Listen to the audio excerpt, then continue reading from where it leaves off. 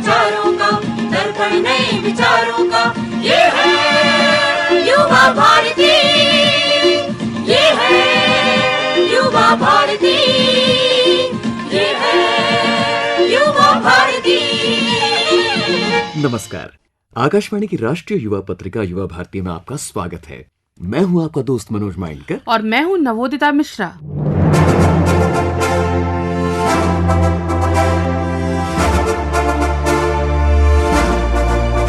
कुछ तो बात है इन दिनों हमारे युवा जगत में। खेल के मैदान ने तो जैसे उभरती प्रतिभाओं के सपनों को नई उड़ान का अनंत अंतरिक्ष ही दे दिया हो। स्पोर्ट्स एंड गेम्स में तो पिछले दिनों अंतर्राष्ट्रीय कॉम्पिटिशन्स में भारतीय युवाओं ने विजय पताका फहराकर देश का नाम रोशन किया है और वो ही सिलसिला जारी है हांगचाओ में चल रहे एशियन गेम्स में। पदक तालिका में भारत के खाते में अभी तक कुल 28 से ज्यादा मेडल आ चुके हैं और खेल भी कैसे कैसे dressage, equestrian, shooting, selling, cricket और वुशु जैसे विविध। ये सिलसिला नहीं थमने वाला। अगले सप्ताह भी देशवासियों की नजरें हमारे इन युवा खिलाड़ियों पर टिकी रहेंगी, ढेर सारी गुड विशेष के साथ ही अक्टूबर में ही होने वाले पैरा एशियन गेम्स के लिए भी हमारे जोश भरे खिलाड़ियों की तैयारियां जमकर चल रही हैं। यहाँ जीतने के जज्बे की बुनियाद में एक अलग तरह का संघर्ष है जो दुनिया के हर व्यक्ति को प्रेरित कर सकता है, विषम परिस्थितियों में हार न मानने की हिम्मत दे सकता है। उस युवा शक्ति को नमन। भारत में इस वर्ष G20 के आयोजन ने देश भर के युवाओं छात्रों को आपस में जुड़ने का अवसर दिया। पिछले दिनों स्कूल कॉलेजों में इसी को लेकर कई थीम्स पर कार्यक्रम हुए। आकाशवाणी ने तो देश की सुदूर सीमाओं पर जाकर मनोहारी सांस्कृतिक प्रस्तुतियां आयोजित की।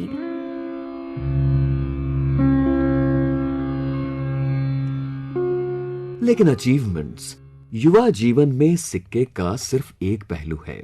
पिछले दिनों प्रवेश परीक्षाओं की कोचिंग के प्रेशर ने अपना क्रूर चेहरा दिखाया। इस वर्ष वर्ल्ड सुसाइड प्रिवेंशन डे की थीम है क्रिएटिंग होप थ्रू एक्शन। जीवन की राह पर कभी हार है तो कभी जीत। बड़े से बड़े खिलाड़ियों के जीवन को देख लीजिए। जरूरत है तो बस मुस्कुराते हुए हर स्थिति को स्वीकार करके नए संकल्प के साथ आगे बढ़ने की, और हाँ, दूसरों के बारे में भी सोचने की। अब और ज्यादा सोचने की जरूरत नहीं। आइए मिलकर सुनते हैं राष्ट्रीय युवा पत्रिका युवा भारती। युवा भारती, ये है युवा भारती, ये है युवा भारती। माना कि आपके पास डिप्रेस होने के कई कारण हैं, कुछ रियल, कुछ वर्चुअल, परसेंटेज, ग्रेड्स, एडमिशंस या फिर ब्रेकअप्स। सोशल मीडिया और लाइक्स के दौर में तो इनका असर मानो 10 गुना हो जाता है। कहते हैं कभी डिप्रेस फील करो तो बाहर निकलो और किसी ऐसे व्यक्ति से मिलाओ जो आपको इंस्टेंटली प्रेरित करे। हमारे पत्रिका मित्र दिनेश नामदेव के साथ भी ऐसा ही कुछ हुआ। किसी काम से दिनेश पुणे गए हुए थे। अचानक एक दिन डिप्रेस हो गए। फिर क्या था, हमारा फॉर्मूला अपनाकर बाहर निकल पड़े बस में बैठकर। थोड़ी देर में उनका फोन आ ही गया, सुकून भरी आवाज में। मनोज, जानते हो मैं इस समय चैंपियन वैष्णवी से बात कर रहा हूँ। लेकिन कौन है वैष्णवी, सुनकर देखें। श्रोताओं, बचपन में हमने एक कविता पढ़ी हुई है, आपने भी पढ़ी होगी, मुझे पूरा विश्वास है। मछली जल की रानी है, जीवन उसका पानी है। तो एक मछली तो नहीं, लेकिन एक जलपरी के साथ में हूँ, इंसान के रूप में है, और वो पानी में नहीं रहती हमारे और आपके जैसे ही है, लेकिन पानी में जब उतरती है तो जलपरी बन जाती है और शायद मछलियों को भी मात दे। लेकिन उसके साथ एक विशेषता जुड़ी हुई है, वो दिव्यांग है पैरों से, और वो भी थोड़ा बहुत नहीं, 75%। ऐसी दिव्यांग तैराक वैष्णवी जगताप हमारे साथ हैं और ये पुणे में पिंपरी की रहने वाली हैं। तो वैष्णवी, सबसे पहले तो हम ये जानना चाहेंगे कि आपने इतनी शारीरिक दिव्यांगता होते हुए भी आपने ये तैराकी क्यों शुरू की? क्या तैराकी आपका शौक रहा है? नमस्ते सर, मैंने तैराकी शुरू की क्योंकि मैं 75% डिसेबल हूँ और उसके लिए डॉक्टर ने मुझे फिजियोथेरेपी के लिए स्विमिंग जो है वो सजेस्ट किया था, इसीलिए मैंने स्विमिंग शुरू किया। स्विमिंग मतलब ऐसा प्रोफेशनली नहीं शुरू किया था मैंने, एज अ फिजियोथेरेपी शुरू किया। 6 साल तक मैं बस पूल में जाती थी, टिकट निकालती थी और अपना पानी में खेल के वापस आ जाती थी। लेकिन उसके बाद कहीं से मुझे पता चला कि जो डिसेबल्ड लोग होते हैं उनकी भी एक अलग गेम्स होती है, उनके भी अलग टूर्नामेंट्स ऑर्गेनाइज किए जाते हैं। सो वो पता चलने के बाद मैंने मेरा पहला मतलब टूर्नामेंट खेला जिसमें मुझे गोल्ड मेडल मिला। और उसके बाद मैंने स्टेट लेवल के लिए मतलब मैं पार्टिसिपेट हुई। वहाँ पे जो फर्स्ट 3 नंबर्स थे, गोल्ड, सिल्वर और ब्रॉन्ज, उसमें भी मतलब जो ये 3 नंबर थे उनको नेशनल के लिए सिलेक्ट करने वाले थे। और लकीली मैंने जो भी 3 मतलब मैंने स्ट्रोक्स खेले उन तीनों में ही मुझे गोल्ड मेडल मिला। इससे मैं नेशनल के लिए क्वालिफाई हुई। और नेशनल में भी जो भी मेरे 3 स्ट्रोक्स थे, हर एक स्ट्रोक में मुझे गोल्ड मेडल मिला और चैम्पियनशिप ट्रॉफी भी मिली। और महाराष्ट्र की तरफ से रिले टीम का एक हिस्सा होने का भी मौका मिला। 2012 में मैंने पहला नेशनल मेरा खेला और अब तक मैं 9 नेशनल्स खेल चुकी हूँ। और हर एक नेशनल में मुझे गोल्ड मेडल और चैम्पियनशिप ट्रॉफी ज़रूर है और मैं इंडिया को 3 बार रिप्रेजेंट कर चुकी हूँ। वैष्णवी, आपने महाराष्ट्र को रिप्रेजेंट किया है, आपने देश को रिप्रेजेंट किया है और वहाँ भी सफलताएं पाई हैं, लेकिन इन सफलताओं के पीछे कितना संघर्ष छुपा है आपका, ये हम आप ही से जानना चाहते हैं। संघर्ष की बात आती है तो सच में बहुत संघर्ष है, क्योंकि जैसे हमारा 75% डिसेबिलिटी है, लेकिन with the help of callipers मतलब कैलिपर्स की सहायता से मैं चल पाती हूँ। बिना कैलिपर्स के मैं ज़्यादा दूर तक नहीं चल पाती। और जैसे कमर के नीचे आप चले जाए घुटने, वैसे वैसे मेरा सेंसेशन एक पॉइंट तक कम कम होते पूरा नील हो जाता है, यानी बंद हो जाता है। सो जैसे नॉर्मली हम हाथों की उंगलियां हिलाते हैं, वैसे मेरी पैर की उंगलियां नहीं हिल पाती है।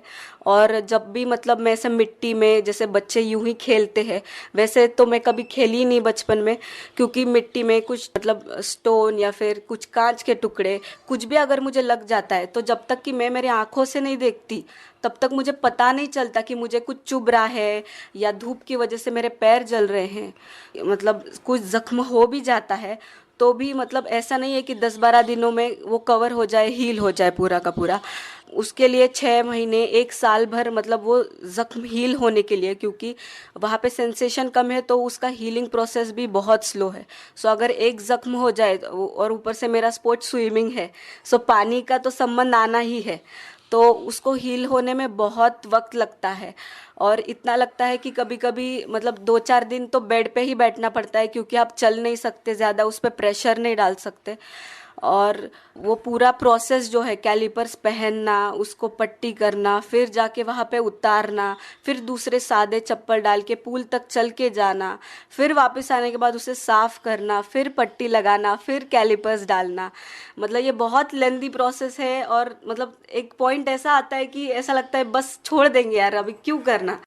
वैष्णवी, कई बार ऐसा हुआ होगा कि आपके पैरों में जख्म रहे होंगे और आपने टूर्नामेंट्स में भाग लिया है। कितने बार ऐसा हुआ और आपने मेडल जीता है, आपने गोल्ड जीता है, आपने सिल्वर जीता है, आपने ब्रॉन्ज जीता है? अभी मेरी 22 साल उम्र है। 10th में जब मुझे मेरा जो थाइज है वहाँ पे भी मुझे एक जख्म हुआ था, क्योंकि समझ नहीं आ रहा था, हमें लगा कि ठीक हो जाएगा अपने आप, लेकिन मुझे उसके बाद बुखार आने लगा, चक्कर आने लगे, मैं गिर रही थी। तब डॉक्टर ने बताया कि वो इन्फेक्शन पूरा आपका बोन की तरफ चला गया है।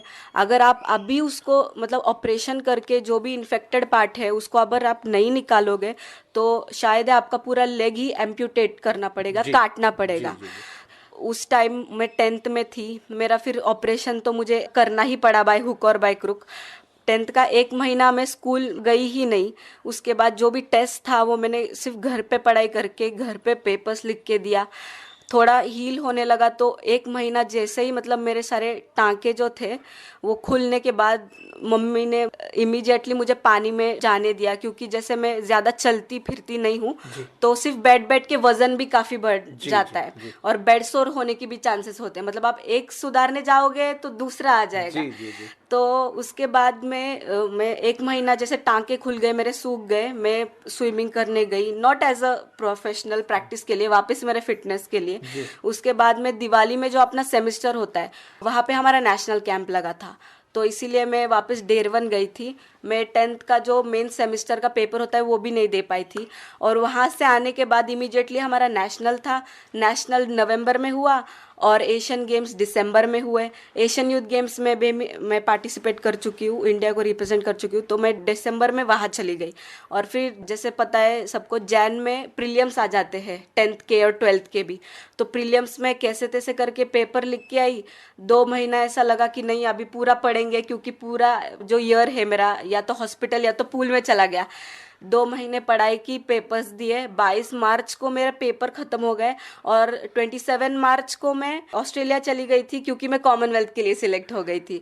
तो कॉमनवेल्थ के लिए भी मतलब इतना मुझे टाइम नहीं मिला प्रिपरेशन के लिए, इतना हेक्टिक ईयर था वो मेरे लिए। लेकिन फिर भी मैं इंडिया को रिप्रेजेंट करना इज़ अ ह्यूज ऑनर। निश्चित रूप से वैष्णवी, जो संघर्ष आपने किया है उसका वर्णन करने के लिए शब्द भी कम पड़ जाएं। टीवी पर आपने ओलंपिक्स देखे होंगे, एशियन गेम्स देखे होंगे, तो उनमें से आपको किस खिलाड़ी ने ज्यादा प्रभावित किया?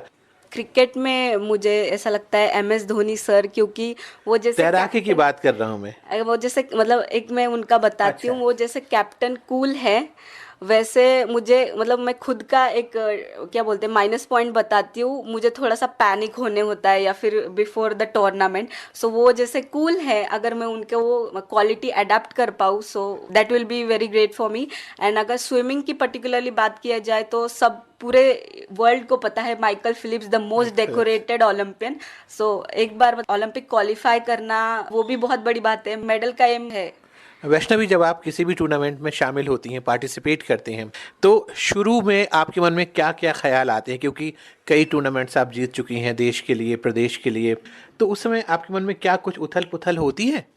जी, 9 नेशनल्स होने के बावजूद, 3 बार इंडिया को रिप्रेजेंट करने के बावजूद, कोई भी मतलब लोकल भी होता है तो थोड़ा तो होता ही है, थोड़ा सा हिचकिचाहट होता है। लेकिन till the time I enter the pool, एक बार पानी में चली जाऊँ then I am very comfortable and I am whole into the द गेम।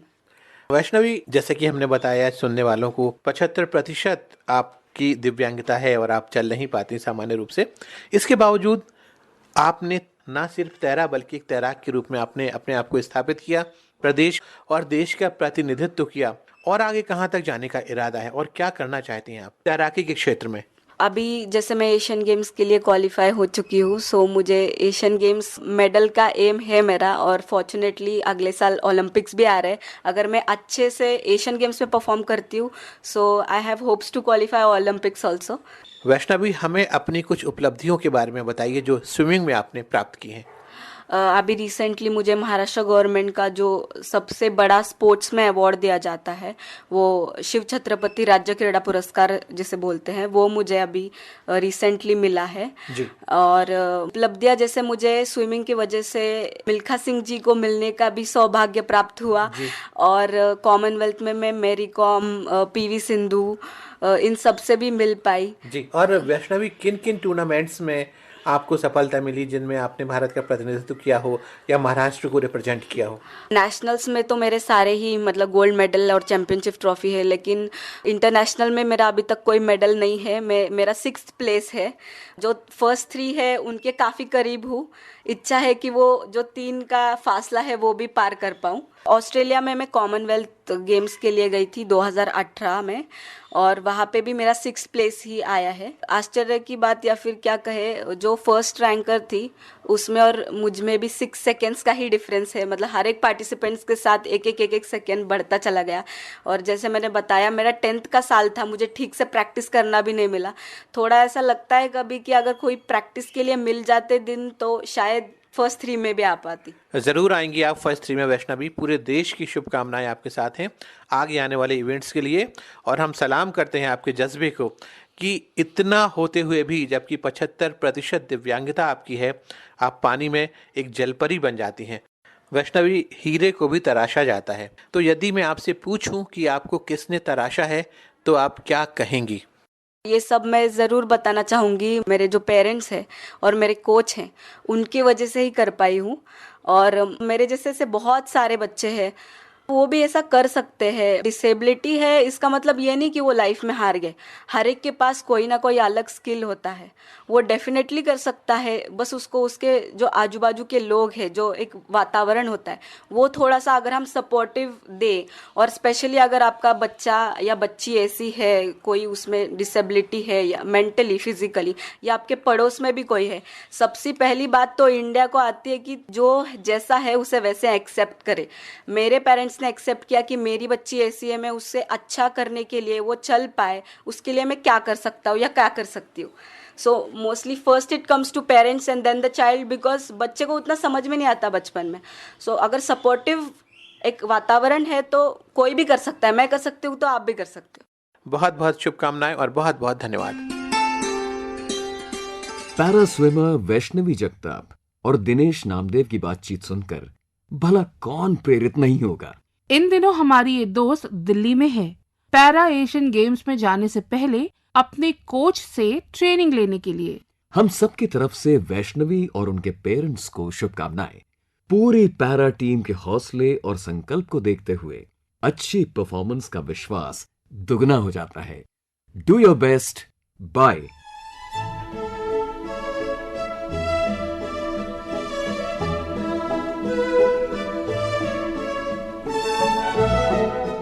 मनोज, खेलकूद के बाद अब पढ़ाई की बात भी हो जाए। नवोदिता, मैं तो शुरू से मानता हूं कि पहले खेलकूद हो तो उसके बाद अपने आप पढ़ाई में इंटरेस्ट आने लगता है। ये बात भी सही है। और एनर्जी की वजह से पता क्या होता है, हम कॉन्सेप्ट को समझ कर पढ़ते हैं बिना रट्टा लगाए। क्या मेरी सोच सही है? तुम्हारे इस सवाल का जवाब देंगे CSIR निस्पर के गाइडेंस में आयोजित कैंप प्रतिभा एग्जाम्स के कुछ नेशनल और स्टेट टॉपर्स। कैंप यानी knowledge and awareness assessment platform. मेरा नाम Saksham Rawat, army public school Meerut cantt. मैंने कैंप का नॉलेज अवेयरनेस मैपिंग प्लेटफॉर्म जो है, इसका KAMP NASTA exam this year जो हुआ था उसे दिया था। And by the grace of God I secured all India rank 1, like national topper. उन्होंने इसलिए मुझे सम्मानित किया आज इसलिए। जो कैंप का सिलेबस है, it's not like pre defined है। आपके एकेडमिक्स और स्कूल की सिलेबस से बिल्कुल अलग होता है। वो अब बेसिकली आपकी जो रीजनिंग है और कंसेप्ट्स है और आपका एप्टीट्यूड स्किल है, कैंप का एग्ज़ाम वो टेस्ट करता है। सो अलग अलग सेक्शंस में था, आई बिलीव 8 सेक्शंस थे, जो आपके mathematics and reasoning as well as communication and language skills को टेस्ट करता है। साथ ही साथ competency in computers and technology वो भी चेक करता है। तो उन 8 सेक्शंस को कैंप के एग्ज़ाम ने बखूबी मतलब टेस्ट किया। उसमें डिफरेंट वेराइटीज़ के क्वेश्चंस आते हैं और स्टूडेंट्स के वही स्किल्स वो चेक करते हैं and then they prepare a report, जिससे हमें पता चलता है कि हम कहाँ स्टैंड करते हैं। स्कूल की स्टडी में भी तो होता होगा। नॉर्मल स्कूल की स्टडीज़ में मैथमेटिक्स एंड रीजनिंग होती है, लेकिन अगर आप अभी के लाइक करेंट बेसिस पे देखें तो जो स्कूल में मैथ्स पढ़ाई जाती है, that is more of like कि बच्चे फॉर्मूलाज याद करके जाएं। कभी कभी बच्चे मैथ्स को भी रट्टा लगा लेते हैं, जो कि अच्छी बात नहीं है। Like they do not apply their brain कि किस तरीके से आंसर किया जा सकता है। मेरा नाम क्रिश क्रेजिया है। मैं अभी क्लास में 11 में पढ़ता हूँ और मैं स्टेट टॉपर रह चुका हूँ कैंप में। तो मैं झारखंड से हूँ, बोकारो से हूँ। उन्होंने मुझे एक साइंटिफिक एक्सकर्शन पे लाया, उसी के लिए मैं दिल्ली आया हूँ यहाँ। मुझे बाहर जाने का बहुत कम ही मौका मिला है ज़िंदगी में, तो मैं बोकारो में रहता हूँ, तो दिल्ली आना तो बहुत दूर हो गया मेरे लिए। और उसके ऊपर से ये लोग एक साइंटिफिक एक्सकर्शन है, तो यहाँ पे मुझे बहुत सारी नई चीज़ें देखने को मिलती है। तो एक तो मुझे वहाँ पर जो भी उन्होंने बताया उससे एक मुझे फ़ायदा होता है, और उसके बाद मुझे खुद से भी रिसर्च करने का मन होता है कि जो भी मैंने देखा क्या मुझे उसके बारे में ज़्यादा जानना है। मेरा नाम आध्या पॉल है और मैं atomic energy central school number 4 Mumbai से हूँ। मैं अभी स्टैंडर्ड 6 की छात्रा हूँ, लेकिन मुझे कैंप का अवार्ड रिसेंटली 5th स्टैंडर्ड में मिला था। तो जो साइंस ओलंपियाड्स देती हूँ, तो मैंने सोचा कि अगर मैं देती हूँ तो उसका सारे जो प्रिपरेशंस है तो मैं दूसरे एग्ज़ाम्स में भी वो उसके लिए प्रिपरेशन के लिए मैं यूज़ कर सकती हूँ। तो मैंने नेट में देखा कि कैंप पर भी कोई एग्ज़ाम होता है, तो मैंने उसका सिर्फ नेट में सिलेबस सेट कर लिया। तो मोस्ट ऑफ द थिंग्स मैं जानती थी और अक्सर इन्फॉर्मेशंस मैंने उसके कैंप के एग्ज़ाम मटेरियल से कर लिया और वही लाइक पूरा इनफ था। और ये भी मैं अप्रिशिएट करूँगी कि जो क्वेश्चन पेपर्स था कैंप का वो बहुत ही यूज़फुल था इस एग्ज़ाम के लिए। मेरा मेन गोल है कि लाइक मुझे देश के लिए कुछ काम करना है। पहले मेरे पापा मुझे इनकरेज करते थे कि मैं राष्ट्रपति बनूं या आईएएस ऑफिसर बनूं, तो अभी तो मैंने सोचा नहीं है कि लाइक मैं राष्ट्रपति बनूंगी, प्रधानमंत्री बनूंगी या कुछ बनूंगी, लेकिन ये मैंने सोच कर रखा है कि मैं जो भी बन जाऊँ लेकिन देश की सेवा ये सबसे इम्पोर्टेंट है मेरे लिए। अच्छा, एक बात बताओ, कभी देश के किसी लेबोरेटरी के अंदर जाना हुआ है? हाँ, पिछली बार CSIR निस्पर गई थी। 1 वीक 1 लैब सीरीज चल रही थी ना, वहाँ साइंटिस्ट से जब खुद बात की तो लगा कि विज्ञान एक कठिन विषय से कहीं ज्यादा इंटरेस्टिंग बातों से भरा हुआ सब्जेक्ट है, जिसमें और जानकारी पाने का मन करता है, वो भी पेरेंट्स के किसी भी प्रेशर के बिना। कुछ ऐसा ही मेरे साथ भी हुआ। मैं गया था institute of genomics and integrative biology. ये सब्जेक्ट्स वैसे भी यंग दोस्तों में खूब पॉपुलर हैं। मुझे भी कुछ साइंटिस्ट्स, रिसर्च स्कॉलर्स और स्टूडेंट्स मिले वहां पर। बहुत इंटरेस्टिंग लगी उनकी बातें। मेरा नाम शांतनु खत्री है। मैं 4th ईयर का PhD स्टूडेंट हूँ। मेरा जो काम है वो कंप्यूटेशनल बायोलॉजी फील्ड के अराउंड है, जहाँ पे हम प्रोटीन्स को समझते हैं कंप्यूटर के द्वारा, उनके फंक्शन और उनके डायनेमिक्स की पूरी जानकारी को समझ पाते हैं ताकि ड्रग रिलेटेड थेरेपीज बन पाएँ, फ्यूचर में सोसाइटी को फ़ायदा पहुँचा सकें। मेरा नाम अंशु प्रिया है और मैं फाइनल ईयर PhD स्टूडेंट हूँ। CSIR IGIB में हमारे लैबोरेटरी में स्किन बायोलॉजी लैब है हमारी, जहाँ पे हम स्किन से रिलेटेड, चर्म रोग जो होता है उससे रिलेटेड जितनी भी बीमारियाँ होती हैं उन पे हम रिसर्च करते हैं। मोस्टली हमारा रिसर्च जो है ये एक डिजीज़ जिसको हम विटिलिगो के नाम से जानते हैं, जिसमें सफ़ेद चर्क रोग भी बोलते हैं उसको हिंदी में। तो उस पर हम सेल्यूलर और मॉलिक्यूलर टेक्निक्स को अप्लाई करके हम उसमें जो भी नया रिसर्च होता है वो हम प्रोड्यूस करते हैं अपनी लैब में, ताकि हमारा किया हुआ रिसर्च जो है ये फाइनली सोसाइटी को बेनिफिट करे in form of new therapies, नए ड्रग्स बने, नई दवाइयाँ बने, सो दैट जिनको भी ये चर्म रोग की बीमारी है जैसे सोरियासिस हो गया, या सिंपल अगर हम बात करें एक्ने की या पिंपल्स की, उससे लेके जो डिजीज़ेस जो स्किन कैंसर तक चली जाती हैं, तो हमारे लैब में यहाँ पे सारे डिजीज़ पे काम होता है। हमारा कोलैबोरेशन दिल्ली के सारे अस्पतालों से प्लस इंडिया में जितने भी अस्पताल हैं वहाँ से कोलैबोरेट करके क्लिनिशियंस के साथ हम ये जो भी अपना प्रोजेक्ट है वो आगे बढ़ाते हैं, so that at the end of the day हम यहाँ पे जो भी दिन रात काम कर रहे हैं और नई खोज कर रहे हैं वो एट द एंड सोसाइटी को बेनिफिट करे। नमस्कार, मेरा नाम असीम चाफलकर है। मैं 5वें साल का PhD छात्र हूँ। हमने PhD में हमेशा से ही विद्यार्थियों को और बाहर के लोगों को हमारा संशोधन यहाँ का और अनुसंधान दिखाने की कोशिश की है, और हम इसके लिए काफ़ी प्रोग्राम्स ऑर्गेनाइज करते रहते हैं बीच बीच में। मेरा नाम अंजलि बजाज है। हम अभी CSIR institute of genomics and integrative biology में यहाँ पर काम कर रहे हैं, और मैं जिस लैब में काम करती हूँ वो जीनोमिक्स लैब है, और यहाँ पर हम जीनोमिक्स से रिलेटेड सारी रिसर्च करते हैं। तो हमारा जो सबसे बड़ा गोल है वो है रेयर जेनेटिक डिसऑर्डर्स पे काम करना।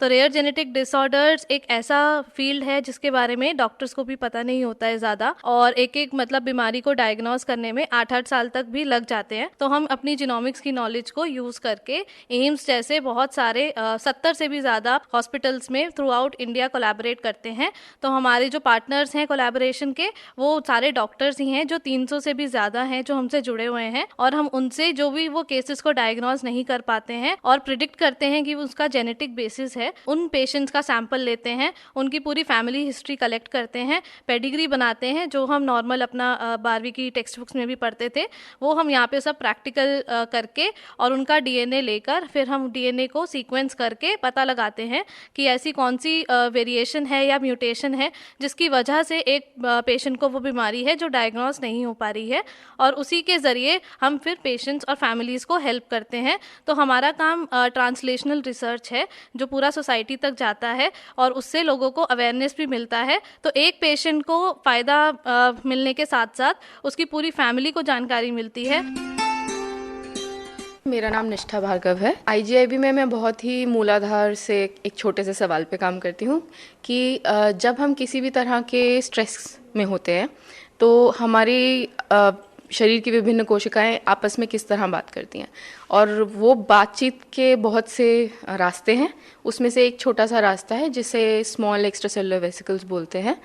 और मेरा सवाल ये था कि इसमें क्या क्या पैक होके सेल्स भेजती हैं एक दूसरे को जब वो हीट स्ट्रेस में होती हैं, यानी कि उन्हें हीट शॉक लगता है, ज़्यादा टेम्परेचर मिलता है। मेरी पीएचडी ऑलमोस्ट ख़त्म है यहाँ पर, बट पीएचडी के दौरान मैंने काफ़ी सारा आउटरीच भी किया है। आउटरीच में बेसिकली साइंस रिसर्च इंस्टीट्यूट्स बाहर के लोगों को में जागरूकता फैलाना और उनकी जिज्ञासा बढ़ाने की कोशिश करते हैं। तो बेसिकली हमारे इंस्टीट्यूट के दरवाजे सभी सिटीजन्स के लिए खुल जाते हैं उस एक दिन के लिए, ओपन डे बोला जाता है इसे। और बहुत सारे स्कूल के बच्चे, कॉलेज के बच्चे यहाँ आते हैं। उनके लिए हम बहुत सारे एग्जीबिशंस और स्टॉल्स लगाते हैं, उनको बताते हैं, अवगत कराते हैं इस चीज़ से कि आईजीआईबी में क्या विज्ञान को लेकर चल रहा है। अच्छा, अब तुम एक बात बताओ मनोज, डिप्रेशन से बाहर आने के लिए हम कलाओं का भी तो सहारा ले सकते हैं ना? मैं कोई एक्सपर्ट तो नहीं, लेकिन अपने अनुभव से कह सकता हूँ कि फाइन आर्ट्स और परफॉर्मिंग आर्ट्स भी मन को बैलेंस्ड रखने में हेल्प कर सकते हैं। याद आया, आईजीएनसीए में पिछले दिनों आयोजित नदी उत्सव में युवाओं ने कई एक्टिविटीज में हिस्सा लिया, खासतौर से पेंटिंग में। प्रोफेसर के अनिल कुमार के अनुसार इस 4th नदी उत्सव में हम लोगों ने एक नदी के ऊपर हम लोगों ने एक पेंटिंग कंपटीशन रखा है, जहाँ की दिल्ली के 10 स्कूल्स से स्टूडेंट्स पार्टिसिपेट किए हैं। कम से कम अभी हमारे इस कार्यक्रम के लिए 150 पेंटिंग्स बच्चों ने बनाए हैं। उस पेंटिंग्स में इतने सारे इश्यूज दिखाई दिए है, लेकर आए हैं स्टूडेंट। अब तो जानते हैं बच्चों में नदियों के बारे में भी काफी सिलेबसेस है, एनवायरनमेंट के अवेयरनेस के बारे में काफी सिलेबसेस है। तो हमें ये पता चला बच्चों से कि काफी बच्चे लोग देखे नहीं होंगे, बट वो आजकल के मीडिया, मल्टीमीडिया द्वारा उनको एक आइडिया है कि नदियों में क्या हो रहा है। और स्पेशली एनवायरनमेंट को लेकर के सारे क्लास में ये जो एनवायरनमेंट को लेकर के सीरियस सिलेबसेस है, उनको उस सिलेबस से वो नदियों के बारे में जानने के लिए ये सारी चीजें बच्चों को थोड़ा अवेयरनेस लेके आ रहे। तो इसी तरह से काफी बच्चों ने बहुत अच्छी पेंटिंग की है उस नदियों के ऊपर, उस इश्यूज के ऊपर, नदियों के इश्यूज के ऊपर। तो यूथ काफी एक्टिवली पार्टिसिपेट कर रहा है।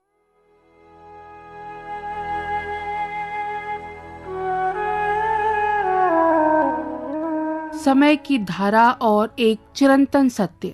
विज्ञान की बातें हो रही थी और अचानक खबर आई कि ग्रीन रेवोल्यूशन के जनक प्रख्यात कृषि वैज्ञानिक डॉक्टर MS स्वामीनाथन हमारे बीच नहीं रहे। वो 98 वर्ष के थे। कैसा संयोग है कि कल यानी 1 अक्टूबर को international day of older persons है। डॉक्टर स्वामीनाथन ने अपने लंबे कार्यकाल के दौरान न जाने कितने युवा कृषि वैज्ञानिकों और प्लांट जेनेटिसिस्ट्स को प्रेरित किया होगा। एक बात का बोध तो जरूर होता है, युवाओं को बुजुर्गों के अनुभवों का भी सम्मान करते हुए उनसे कुछ सीखना चाहिए, चाहे अपने ही घर में हो या बाहर। डॉक्टर स्वामीनाथन भी तो महात्मा गांधी के दर्शन से प्रेरित हुए थे जब वो खुद युवा थे। पद्म विभूषण डॉक्टर MS स्वामीनाथन को युवा भारती की ओर से विनम्र श्रद्धांजलि।